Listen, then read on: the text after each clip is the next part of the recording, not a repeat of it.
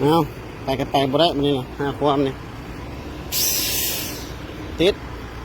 ตั้งติดทางลม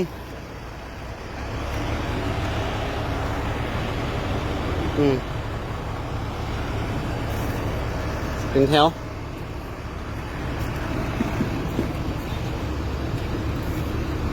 ติดเป็นแถวติดเป็นแถวเอา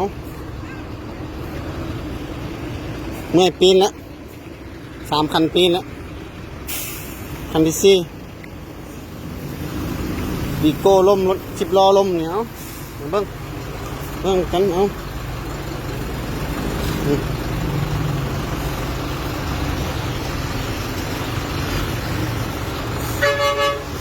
แค่บุมาแคมแค่เนาะ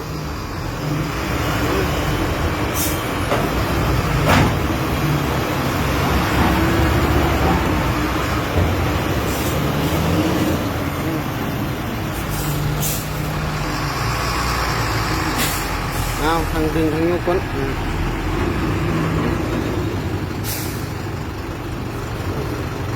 มีโก้กระจมบวกนี่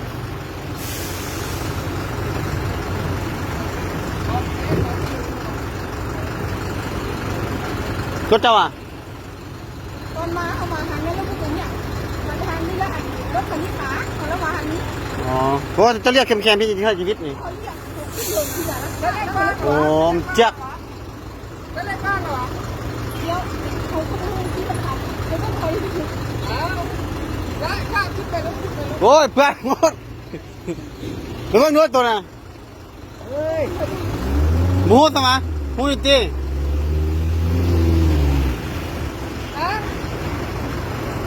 ดังเลยนะแกวิโก้ไปได้หมดแล้ว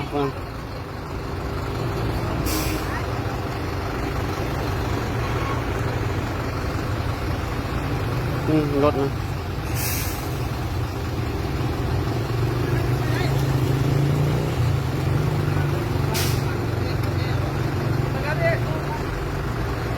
เปิดกระแจพยายามเราขอเปิดกระแจ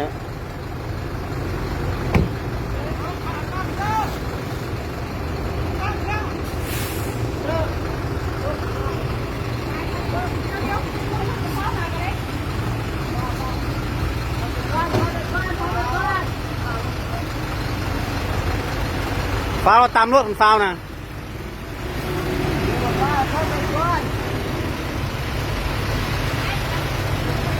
ฟ้าเราตามรถตามคนกันรถฟ้านะ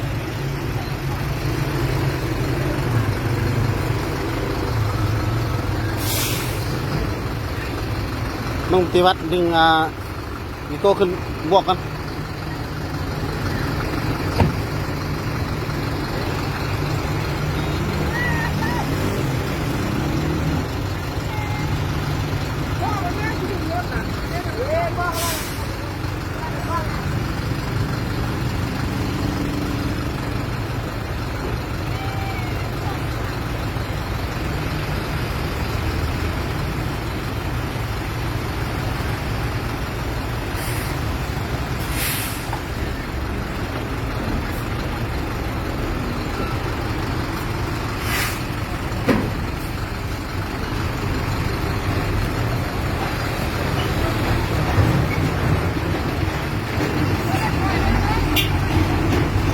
รอเล็กบ้างเลยกันนะเล็กบ้างเลย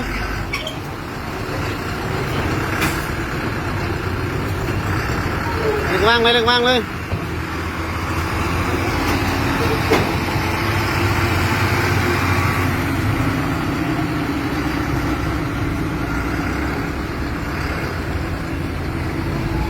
เอา10 ล้อออกได้แล้วไปได้ปะนี่พอ